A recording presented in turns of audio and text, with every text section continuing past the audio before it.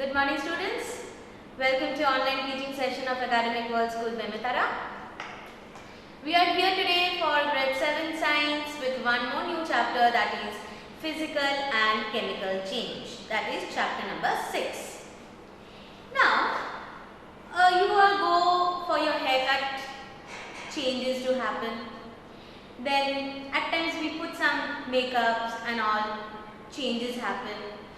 If I take a paper, suppose if I take a paper and I fold it, I fold this paper. So changes are taking place.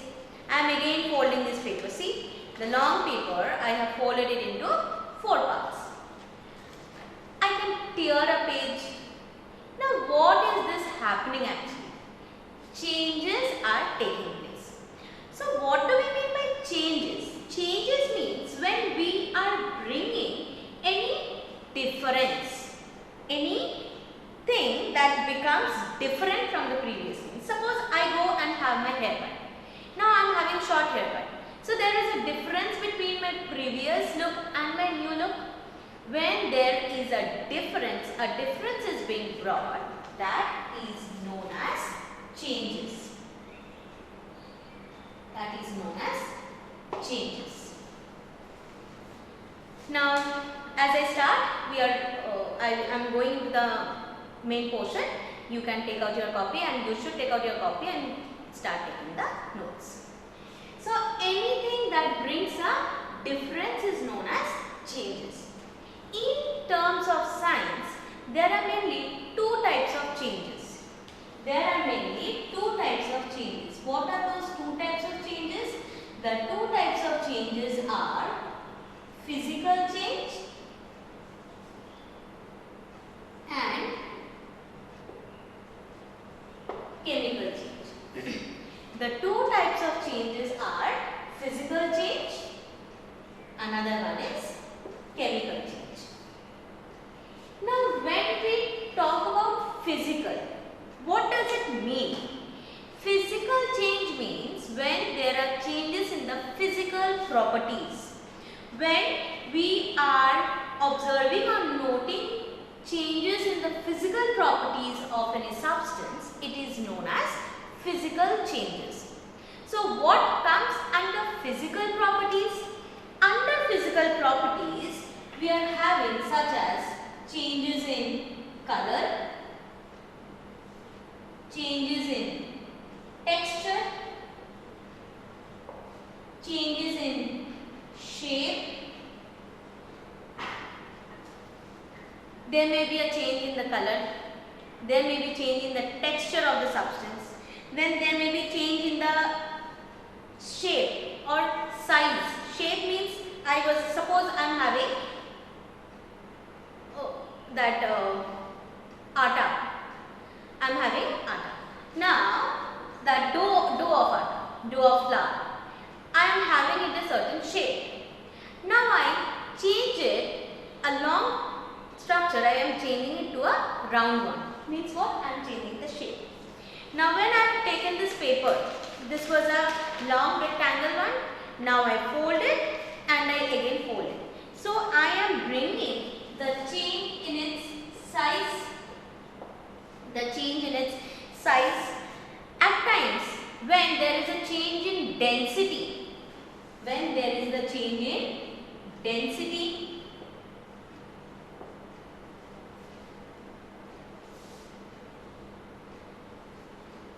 when there is a change in volume, when we consider these properties, when we consider a substance whose color, texture, shape, size, density, volume we can change, even its state of the substance. For example, I am having ice. Now I take out the ice from the fridge and I keep it in normal temperature. Gradually the ice will melt and it will change to water. Now I am boiling the same water at 100 degrees Celsius. When it reaches to its boiling point, gradually it boils and the water gets evaporated. So it is changing to vapor state. Again, that vapor may come in contact with cold surface and it changes to water droplets, which is known as condensation. So we are getting back water again. And the same water, if I put it in fridge again, it will solidify and it will change to ice. See, the same ice, I can change it to liquid or vapor. Again, I can bring it back to liquid and ice. So I can change the state of the substance. So when I am considering these properties of a substance, changes in these properties of the substance, that is my physical change. That is my physical change. That means I am considering physical properties. I am considering physical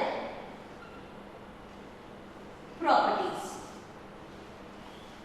Now my next type of change is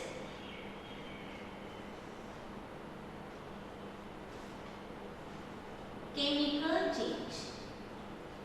Chemical change. Under chemical change, we mainly put focus on its chemical composition. Chemical composition. When there is a change in the chemical composition and chemical properties of a substance, it is considered as chemical change. Now, let us go into more details. Let us look at a few examples. First, I am talking about physical properties. One example I have given you, that is, I can change the state of the substance, that is ice to solid, ice to water, water to vapor. Again, I can bring it back. Suppose I take a glass of water, I add salt to it. Salt will get dissolved in water. Now I boil that solution of salt and water. When the water is heated and it gets evaporated, it will leave behind the solid salt. I will get back the salt again. So I am getting back water and my salt again. This is my physical change.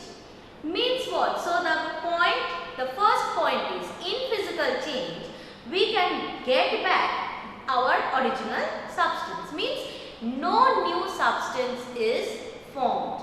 No new substance is formed. But suppose I take a paper and I burn the paper. It will give me, when the paper is burned, it will give me ash. It will give me ash. And I cannot change that ash back to the paper again. That means in chemical substance, a new substance is formed and I cannot bring it back to my original substance. So two differences till now we have observed for physical and chemical change. First difference is, in physical change, no new substance is formed. But in chemical change, the ash is formed, so a new substance is formed. In physical change, I can bring back the substance to its original form again. That means it is reversible. We can bring back the substance to its original form. We can reverse it back to its original form. But in chemical change, the new substance that is formed, I cannot bring it back to its original form again. That is, in chemical change, it is irreversible. So the two differences till now that we have seen, in physical change, here no new substance is formed, but in chemical change, new substance is formed. In physical change, it is reversible, but in chemical change, it is irreversible. Now, when I am adding salt to water, a solution is formed, but I can again reverse it back. That means the solution that is formed, it is temporary substance. It is temporary. When I take out ice and the ice melts to water, it is temporary. I can again change back water to solid form, that is ice. But when I am burning the paper, and the ash is formed, I cannot reverse back that ash to paper again. That means what? In case of physical change, it is temporary. But in case of chemical change, it is permanent. I hope you have all noted down these physical properties of physical change. Now, the point that we have to keep in mind while we distinguish between physical change and chemical change. So, the first point that we have seen in physical change, that is no new substance formed. But in chemical change, new substance is formed.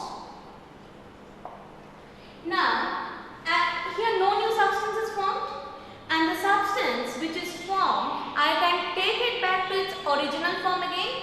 So, this change is reversible. This change is reversible. But if you remember the example where I have told that if I burn the paper, the ash is formed. Now I cannot change back ash to paper again. So it is irreversible. Means I cannot revert it back. As it is reversible, so this is the change is for certain time, not for throughout. So this is temporary change. But here the change that is formed, it is permanent change. The change that is formed, it is permanent change. What else? So here new substance, reversible and temporary. Next, if you are asked to differentiate between physical change and chemical change, these are the 3 points which we have to keep in mind while doing the differences. One more point we have to keep in mind, that in case of reversible change, in case of chemical change, heat is released or heat is absorbed. Means heat is either produced, that is heat is either released or heat is absorbed. But in case of physical change, there is no the heat is not playing any role there. The heat is not playing any role. These are the differences between physical and chemical change.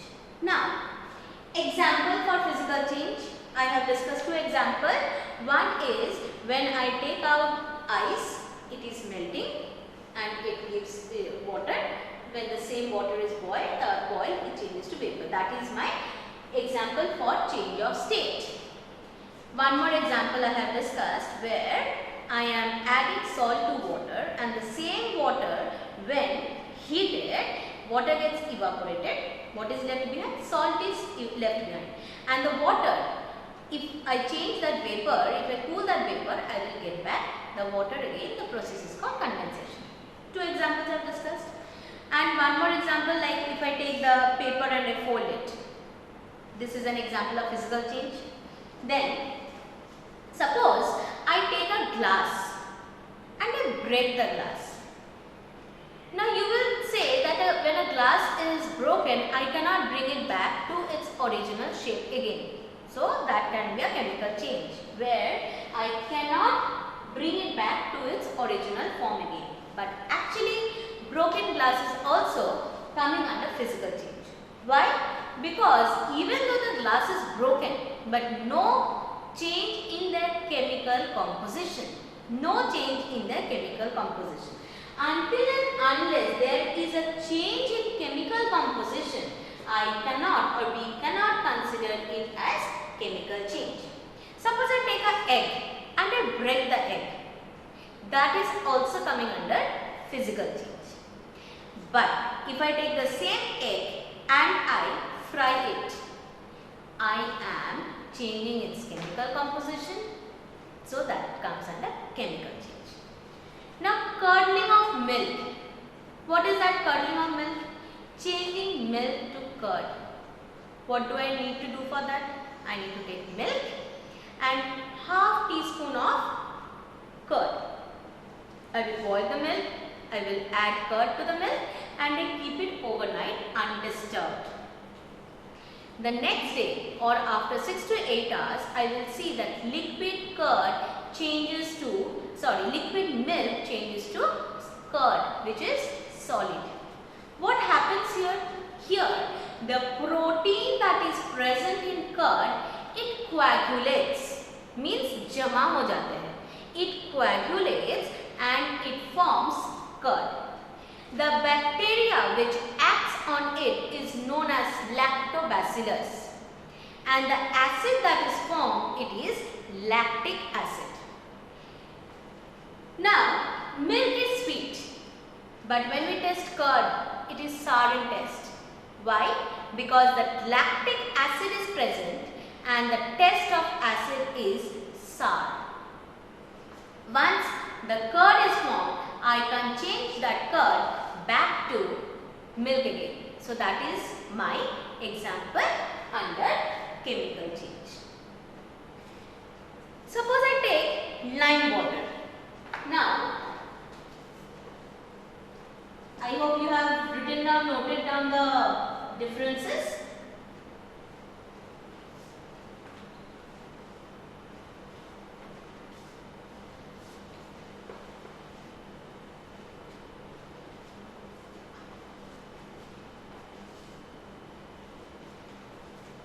We will see few more examples under chemical change.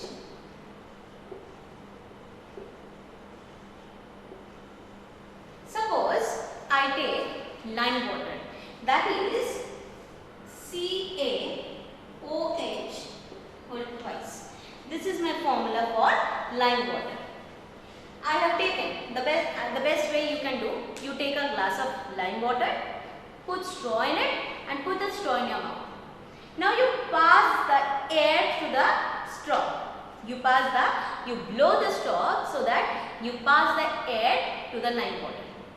You will see gradually that lime water changes to milky white water, milky white solution, which is known as calcium carbonate, which changes lime water to milky. Why? Because when lime water comes in contact with carbon dioxide, it changes it to white milky solution. So I have taken lime water, that is CaOH whole twice, and to that I am passing carbon dioxide. What will I get? I will get calcium carbonate, CaCO3. I will get calcium carbonate and I will get water. This is what? This is my lime water. Formula of lime water. This is my carbon dioxide.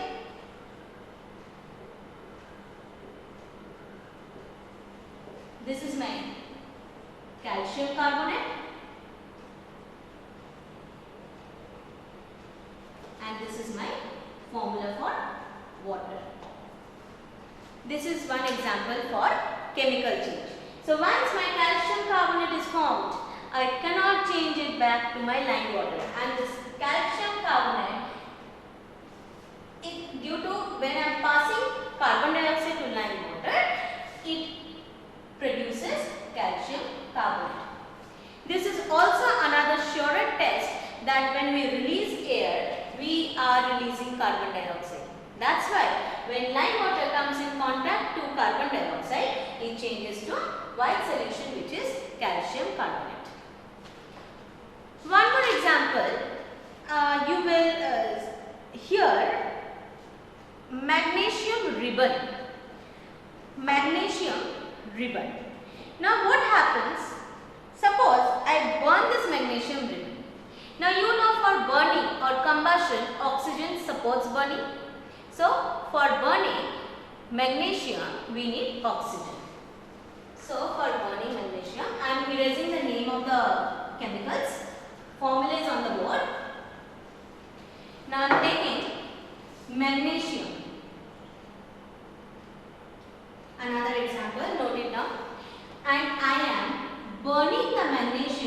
in presence of oxygen. We know that oxygen supports burning. When I burn magnesium in presence of oxygen, it produces a bright white flame. It produces a bright white flame and it forms the ash. The ash that is formed, it is magnesium oxide, MgO, magnesium oxide. This is actually nothing but the ash that is present. So, magnesium ribbon, I have taken magnesium ribbon, that is magnesium. When I burn the magnesium, it gives a very bright white flame and it produces magnesium oxide, which is the ash. I am writing the names, you note it down. This is magnesium, it is oxygen, it is magnesium oxide. Now, this magnesium oxide, this is actually base. It is base. Now, if I say magnesium oxide is base, you will not believe it. We need to prove in science, we need to prove everything. Now, how can we prove it? If I take magnesium oxide, a little bit of ash, and I mix it with water, I get a solution. When I treat that solution, magnesium plus water, magnesium oxide plus water, I get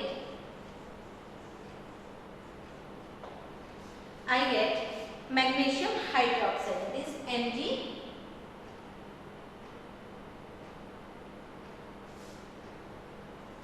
MgOH whole twice. This is my magnesium hydroxide. Now I am saying that this is base. How can I conclude?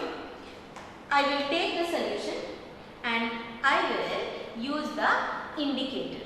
When I use the indicator, I will see if there is a change in the blue litmus paper changing to red, that means it is my base.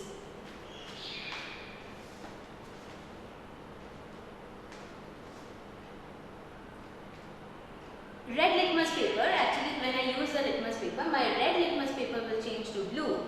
That means it is base, and if I use a blue litmus paper, there will be no change in the litmus paper. So this is my base, magnesium hydroxide. This is magnesium hydroxide. Please note down the chemical names. Mg is for magnesium, O2 oxygen, MgO that is formed, it is magnesium oxide, and MgOH whole twice, it is magnesium hydroxide. So I am saying that magnesium hydroxide is base. How can I conclude? As this is a solution, I will take a bit of solution and I will dip litmus paper. I will dip both the litmus paper, that is red litmus paper and blue litmus paper. I will see that there is no change in blue litmus paper, but my red litmus paper changes to blue. When my red litmus paper turns to blue and there is no change in blue litmus paper, I can conclude that my magnesium hydroxide is basic solution.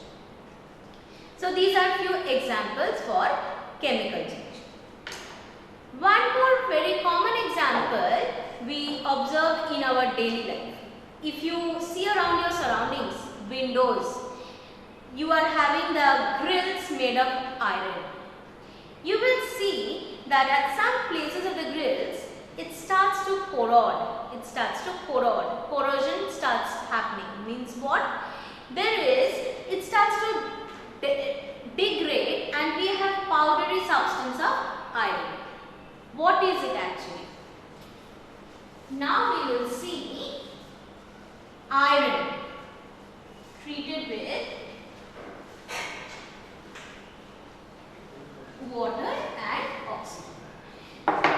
The term is, we will see now, rusting. What is this rusting? Rusting is iron formula of iron is Fe. This is my iron. Next, we know that water is present all around us. Water is present in the atmosphere. Water vapor is present. So, it is present in the atmosphere when this iron comes in contact with water. When this iron comes in contact with water and oxygen is already present in the atmosphere. So, we are having oxygen. Iron coming in contact with water and oxygen. It forms Fe2O3. It forms Fe2O3. What is this? This is iron oxide. Iron oxide. This iron oxide is known as rust. Jung. What we say in Hindi it is jung. When there is a layer on the iron substance and it corrodes the iron, that is rust. It destroys, gradually destroys the iron. It decreases, it reduces the shine of the iron. It reduces its stability, and it also means as gradually it decreases, what happens? This iron substance, it starts to give up its glow. It starts to give up its lifetime stability. Now, how can we prove? How can we prove that for rusting we need water and oxygen? How can we prove? For that, let us take 3 test tubes. Let us take 3 test tubes. And in all 3 test tubes, I have put one iron nail. Now in first test tube, I have put only calcium chloride. I have put calcium chloride and I close the mouth of the test tube with the cork.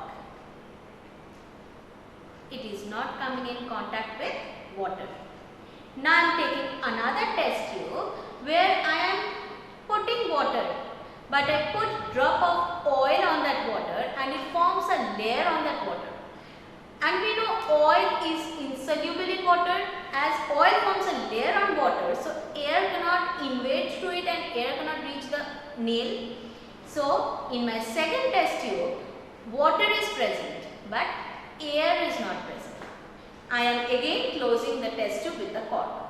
And I have taken third test tube where I have put iron nail, I have put water and I have not closed that test tube with the cork. I have kept it as this, open. Now I keep this 3 test tube undisturbed for 4 to 5 days. After 5 days, I will see that the test tube where water was present along with oil surface, no rusting taking place, though water is present. Why? Because no air is present there. In my first test tube, air is present but no water is present. There also no rusting is taking place. But in the last test tube where I have taken water and I have not closed the mouth of the test tube, rusting taking place.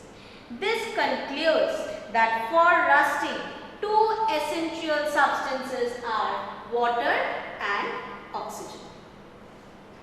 Now as these rusting or rust is degrading the iron, so what should we do to prevent rusting? There are few steps to prevent rusting.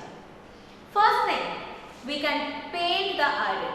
When we paint the iron, the color forms a layer on the iron, so oxygen and water cannot come in direct contact with the iron. And one more process, we can put oil. We can put oil which is known as greasing. We can put oil or greasing on the iron. This also prevents the iron from coming in contact with the water and air directly. Third process, which is very common nowadays, it is known as galvanization. What is galvanization?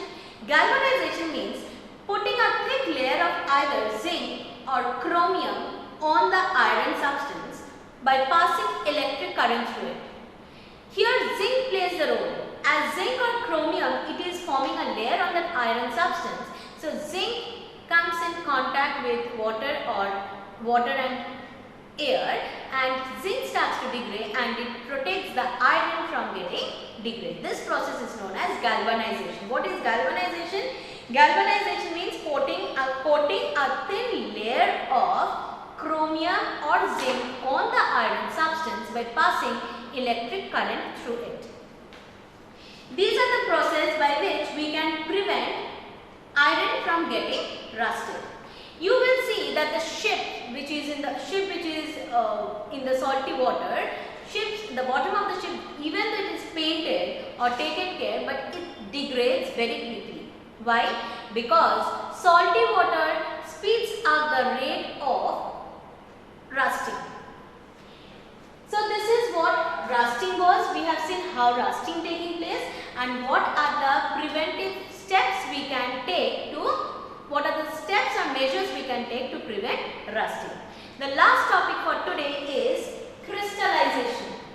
It is crystallization. What do we mean by crystallization? Crystallization means it is obtaining the crystals. Obtaining the crystals, that is the solid. Means what? Solidification. I take a solution where I have added salt to it. Solution, now that solution is warmed up. The solvent, that is the water, gets evaporated and it is leaving behind what? It is leaving behind the salt. So I can separate my solute, that is the solid substance, salt, from the solution, that is from the solvent, that is water. So crystallization means the process of obtaining the crystals or the pure substances from the saturated solution. So I have added salt to water as much as I can. Now I boil that water. When the water gets evaporated, it leaves behind what? It leaves behind the solid crystals of salt. This is a process by which we can obtain salt from seawater. This crystallization is a process of physical change. Now rusting, this was a process of chemical change. And crystallization is a process of physical change. Clear? So with this we end up today's chapter. Just a quick recapitulation what we have seen. Anything that brings the differences is known as change, or change is known as changes. Changes are of two types. One is physical change, one is chemical change. In physical change, no new substance formed. The change is temporary and we can bring back the substance to its original form, which is known as reversible change.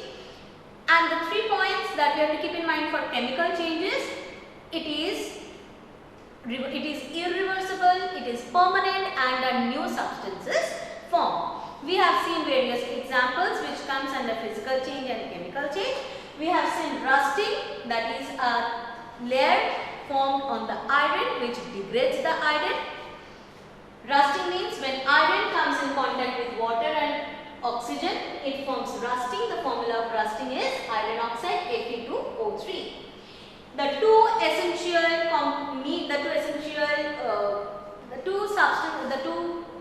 We can say that what are the two essential factors for rusting? The two essential factors for rusting is, one is water, another one is oxygen. We have seen how can we prevent rusting. We can prevent it either by putting colored paint on it, by greasing it, by putting oil, and by galvanization. And we have also seen crystallization. Crystallization means obtaining the crystals or the solid substances from a solution. Here crystallization is an example of physical change, rusting is an example of chemical change. The salt that is obtained from seawater is by the process of crystallization. With this I end up this chapter or this lecture for today. Assignment related to this topic is already uploaded in ERP, so kindly upload it, do it and show it to me after the school video. Thank you.